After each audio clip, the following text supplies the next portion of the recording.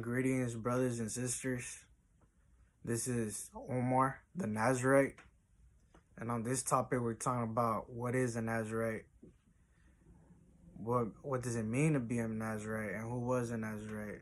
And if we look into the Bible that God gave us, our basic instructions before leaving Earth, we could read in Numbers. Let's go into the word Numbers chapter 6. The law of the Nazirite. Then the Lord spoke to Moses, saying, Speak to the children of Israel and say to them, when either a man or a woman, so Nazirite vow, or to be a Nazirite, or if you're called a Nazirite, you could be a male or a female. And when either a man or a female consecrates an offering to take the vow of a Nazirite, so a man and a woman could do the Nazirite vow, to separate himself to the Lord. So the Nazirite vow is to separate yourself to God, away from the world and to God. He shall separate himself from wine and similar drink, so no alcohol. He shall drink neither vinegar made from wine, nor vinegar made from similar drink. Neither shall he drink any grape juice, nor eat fresh grapes or raisins. So no grapes, no raisins, no grape juice. All the days of his separation he shall eat nothing that is produced by the grapevine from seed to skin. So that's one thing to do when you're going to take the Nazirite vow. All the days of the vow of his separation, no razor shall come upon his head. Second thing, we're in Numbers chapter 6, verse 5.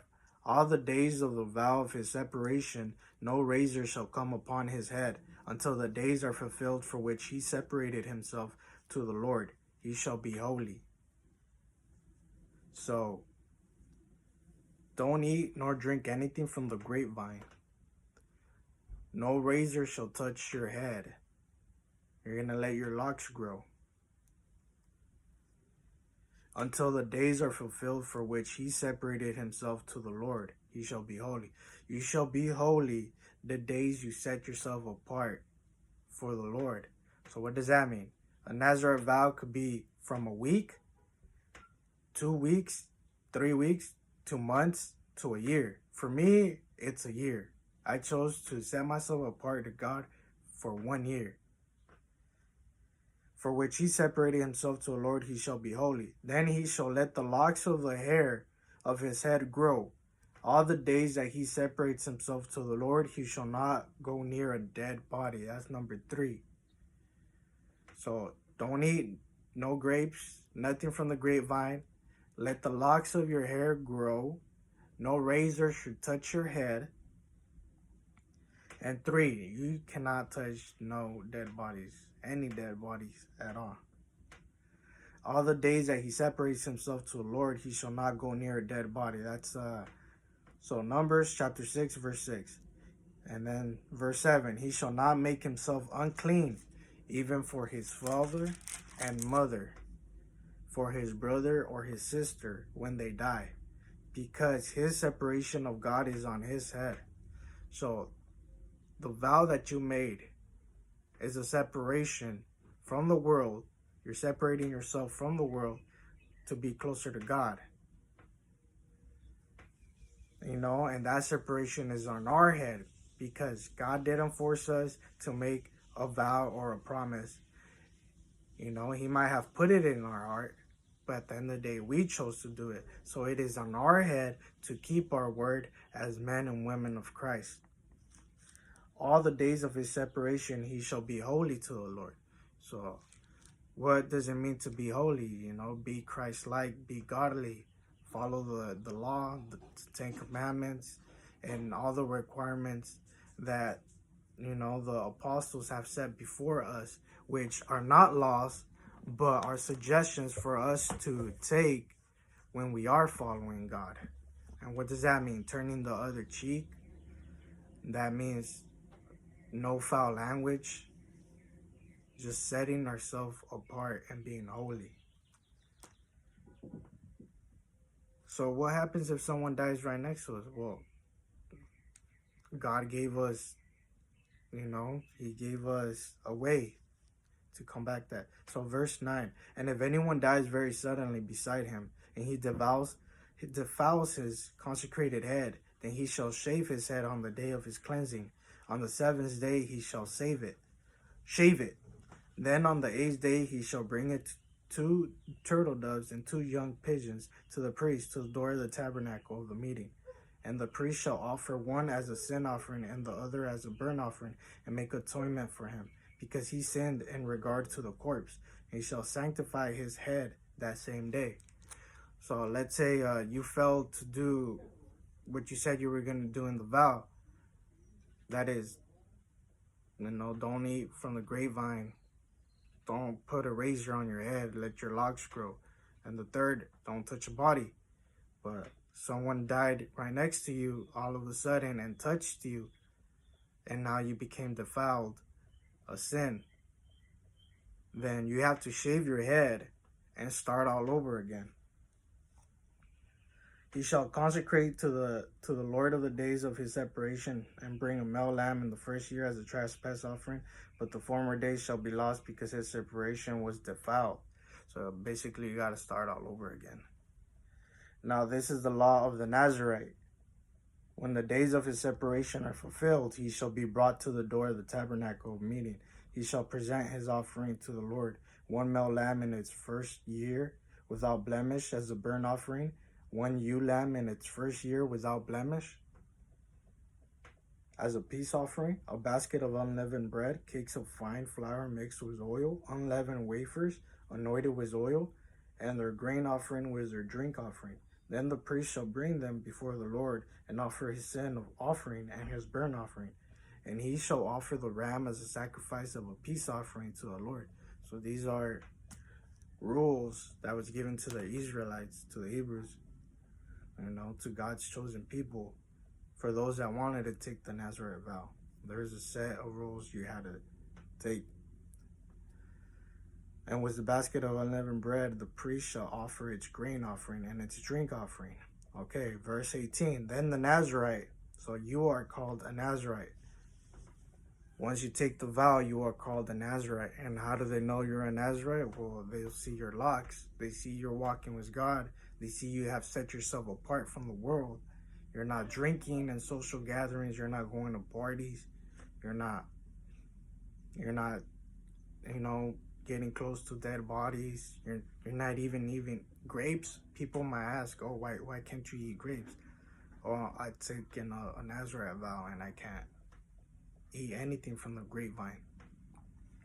So that's how you know. This is an outward expression of our separation of God.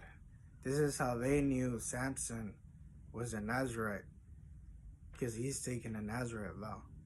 He's one of the most famous Nazirites that people know.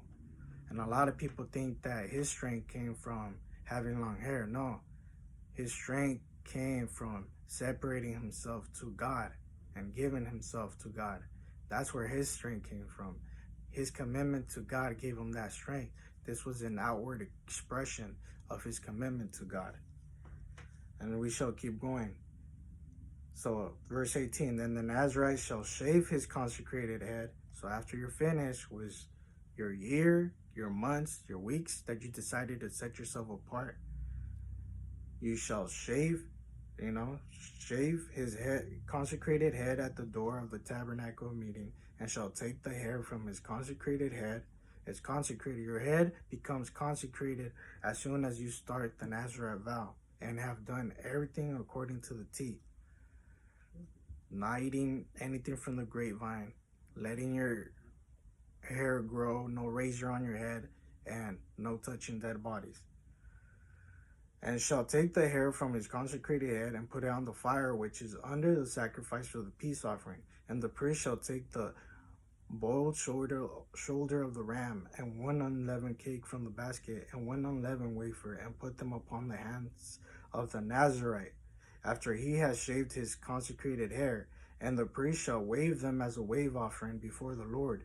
They are holy for the priest, together with the breast of the wave offering and the thigh of the heave offering. After that, the Nazirite may drink wine. After that, you may drink wine. After you're done with your vow, you shave your consecrated head, or you cut it. Cut your locks. You don't have to shave it. You cut your locks.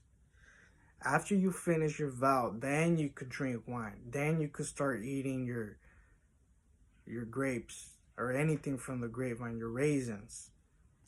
You could touch a dead body, maybe help them put it back to a coffin. You have to carry a coffin, put him in his grave. Then after that, you could do all that. This is the law of the Nazirite. Nazirite. How do you spell it? Nazirite. A lot of people misspell it too. A lot of people say Naza. It's Nazi. Nazirite. Nazirite.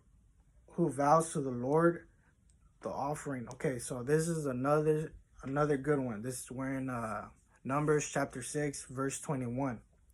This is the law of the Nazirite who vows to the Lord the offering for his separation, and besides that, whatever else his hand is able to provide, according to the vow which he takes. So he must do according to the law of his separation. So those are the main three things to do when you're following the Nazirite vow. And in 21, it says, and anything else you want to separate yourself from. What is it? Porn? Fornication? As followers of Christ, we're already called to do that. Let's say you're a Christian and you want to take your walk with God 10 times farther, 100 times farther. The vow of a Nazirite can help you with that. And it's also right here. So those three things plus anything else you want to separate yourself. So what else? Drugs, alcohol, fornication, porn, all that. I added those things when I took the Nazirite vow. I added those things because those are my stumbling blocks. So whatever it is that you're stumbling with, it could be gluttony, pride, foul language.